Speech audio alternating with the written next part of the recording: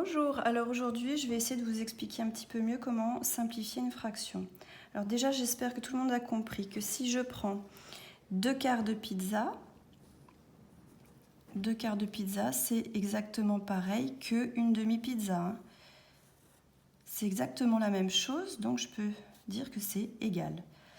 Donc vous savez qu'il existe une infinité de façons d'écrire une fraction, et qu'il y a une fraction qui sera plus simple que les autres écritures puisqu'elle est écrite avec des nombres plus petits.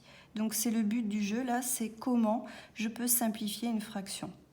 Alors si on regarde ici, comment on est passé de la fraction 2 quarts à 1 demi, eh bien on a tout simplement divisé le numérateur et le dénominateur par 2. Voilà, donc c'est ce qu'on va faire. Alors par exemple, si je prends une fraction plus compliquée, par exemple 32 sur 24, et que je veux la simplifier, eh bien je me pose des questions sur les critères de divisibilité qu'on a étudiés au chapitre 5. 32 est divisible par 2 et 24 aussi, puisque ce sont deux nombres pairs. Donc je peux simplifier cette fraction par 2.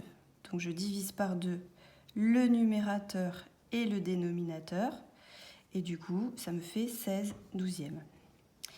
Bien, alors ça, cette écriture, c'est une écriture que j'appelle écriture bébé, parce que vous comprenez bien que quand on va avoir des calculs compliqués, on ne va pas pouvoir s'amuser à mettre plein de bulles partout.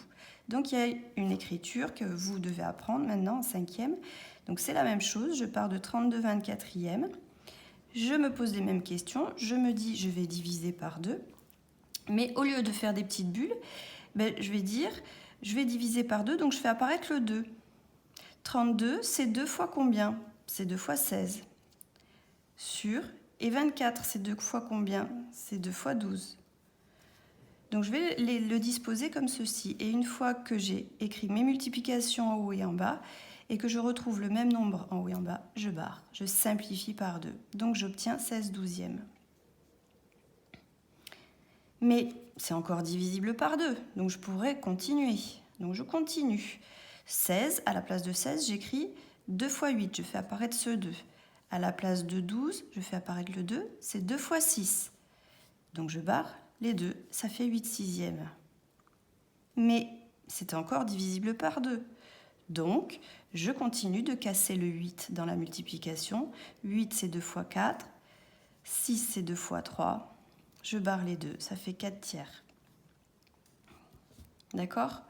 Alors par contre, pour être efficace, on peut voir que 32 et 24 sont dans la table des 8 directement. Du coup, à la place de 32, j'écris 8 fois 4. À la place de 24, j'écris 8 fois 3.